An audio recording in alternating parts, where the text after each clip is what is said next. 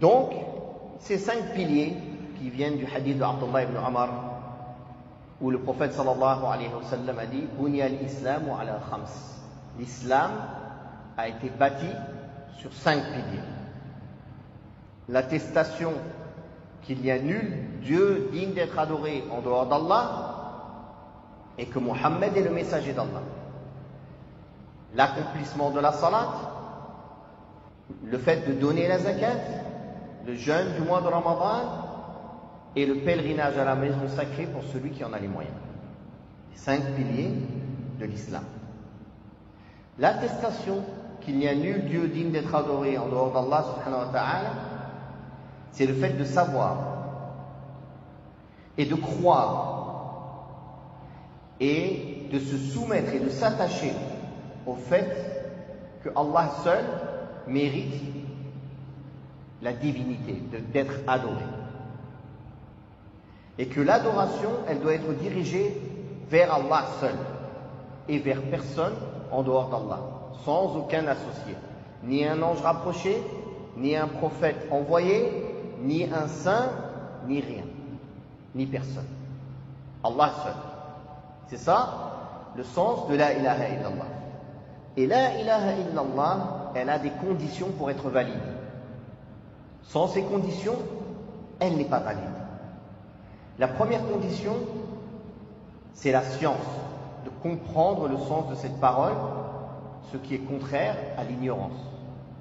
La deuxième condition, c'est la certitude en cette parole, en ce qu'elle contient comme sens, qui est le contraire du doute.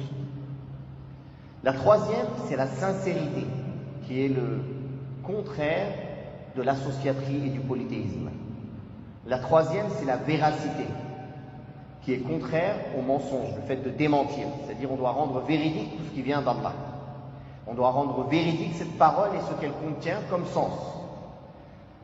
La cinquième condition, c'est l'amour. La personne doit aimer cette parole et ce qu'elle contient comme sens, et ce qu'elle englobe, et ce qu'elle exige, les exigences de la ilaha illallah. Elle doit les aimer.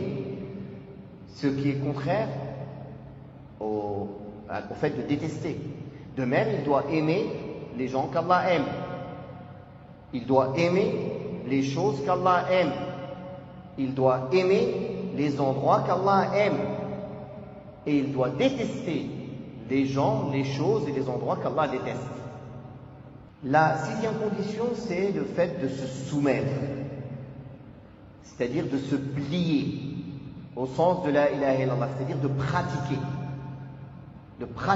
ce qu'elle incombe, ce qu'elle implique, qui est le contraire du délaissement. Celui qui en a rien à faire, il délaisse complètement, il s'éloigne complètement de cette parole et de ses implications. La septième condition, c'est l'acceptation, qui est contraire au rejet. Et la huitième, c'est le fait de mécroire et de rejeter les fausses divinités en dehors d'Allah. De même que l'attestation que Mohammed est le messager d'Allah, c'est le fait que le serviteur croit de manière formelle que Mohammed, fils de Abdallah, a été envoyé à tous les hommes et tous les djinns jusqu'à la fin des temps. Comme annonciateur de bonnes nouvelles et pour mettre en garde, il les appelle à l'unicité d'Allah subhanahu wa ta'ala. Il les appelle à l'unicité d'Allah comme tous les prophètes avant lui.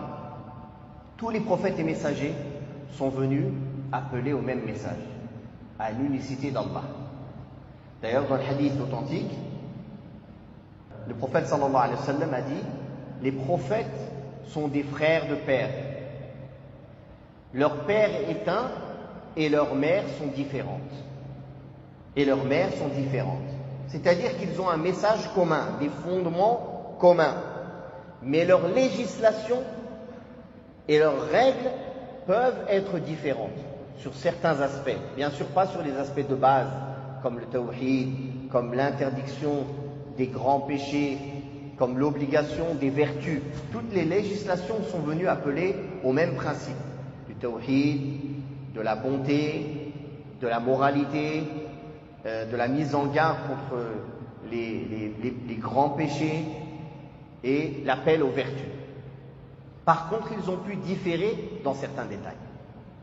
Certains points de législation dans la manière de prier, dans la manière de jeûner, dans la manière de faire les ablutions, dans certaines choses licites pour certains, illicites pour d'autres, qui ont des lois qui ont abrogé les lois précédentes. Et le Coran est venu abroger tous les livres précédents.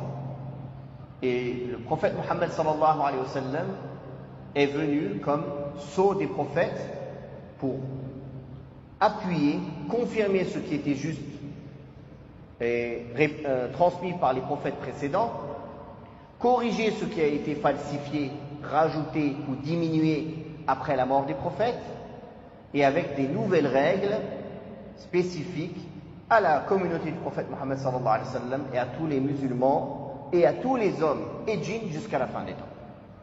Donc, concernant la purification spirituelle, le cheikh a juste appuyé sur le sens de la ilaha illallah Muhammadur Rasulullah. D'ailleurs, la purification spirituelle se base sur ça, sur la sincérité et le suivi.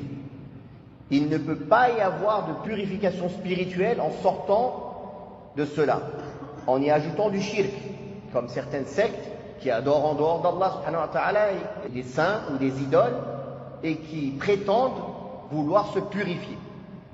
C'est pas possible, car la base de la purification, c'est de vouer un culte exclusif à Allah. Ou comme certains groupes égarés qui voudraient s'approcher d'Allah par une voie autre que la voie du prophète Mohammed sallallahu alayhi wa sallam, en innovant dans la religion, avec les innovations religieuses, que ce soit dans les croyances, que ce soit dans les pratiques, qui sont contradictoires à la tradition prophétique.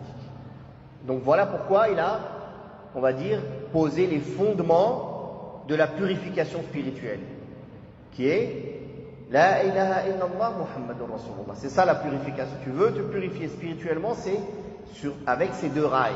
Si tu sors de ces rails-là, tu dérailles justement, tu sors du droit chemin.